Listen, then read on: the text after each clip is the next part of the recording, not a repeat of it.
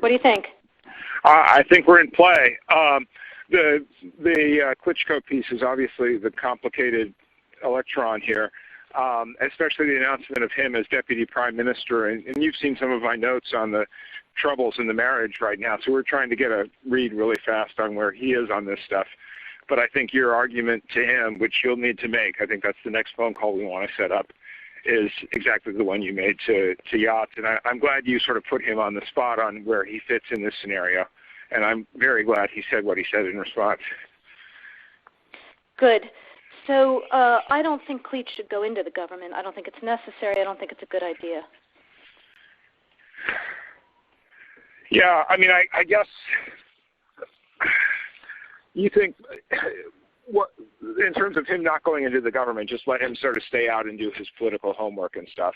I'm just thinking in terms of sort of the process moving ahead, we want to keep the moderate Democrats together. The problem is going to be Tony Book and his guys. And, you know, I'm sure that's part of what Yanukovych is calculating on all of this. I think Yachts is the guy who's got the economic experience, the governing experience. He's the guy, you know, what he needs is Klitsch and Tony Book on the outside. He needs to be talking to them 4 times a week. You know, I just think Klitsch going in, he's going to be at that level working for Yatsenyuk. It's just not going to work. Yeah, no, I think that's right. Okay. Good. Well, do you want us to try to set up a call with him as the next step? My understanding from that call, but you tell me, was that the big three were going into their own meeting and that Yachts was going to offer in that context a three-way, you know, the 3+1 conversation or 3+2 with you. Is that not how you understood it? No, I mean, that's what he proposed, but I think just knowing the dynamic that's been with them where Klitschko has been the top dog, he's going to take a while to show up for whatever meeting they've got. He's probably talking to his guys at this point, so I think you reaching out directly to him helps with the personality management among the three, and it gives you also a chance to move fast on all this stuff and put us behind it before they all sit down and he explains why he doesn't like it. Okay, good. I'm happy. Why don't you reach out to him and see if he wants to talk before or after? Okay, will do. Thanks. Okay, I've now written, one more wrinkle for you, Jeff. Yeah. I can't remember if I told you this or if I only told Washington this, that when I talked to Jeff Feltman this morning, he had a new name for the UN guy, Robert Seri. Did I write you that this morning? Yeah, okay. I saw that. He's now gotten both Seri and Ban Ki-moon to agree that Seri could come in Monday or Tuesday. Okay.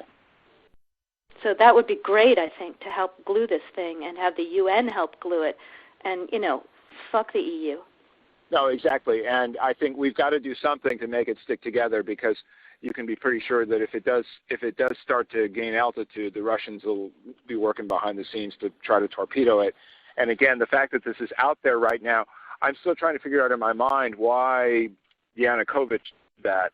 But in the meantime, there's a Party of Regions faction meeting going on right now, and I'm sure there's a lively argument going on in that group at this point.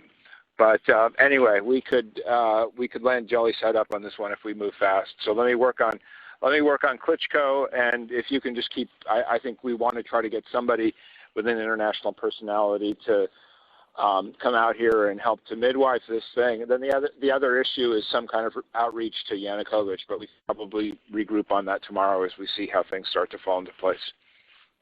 So on that piece, Jeff, when I wrote the note, Sullivan's come back to me, VFR, saying you need Biden, and I said probably tomorrow for an attaboy and to get the deets to stick. So okay. Biden's willing.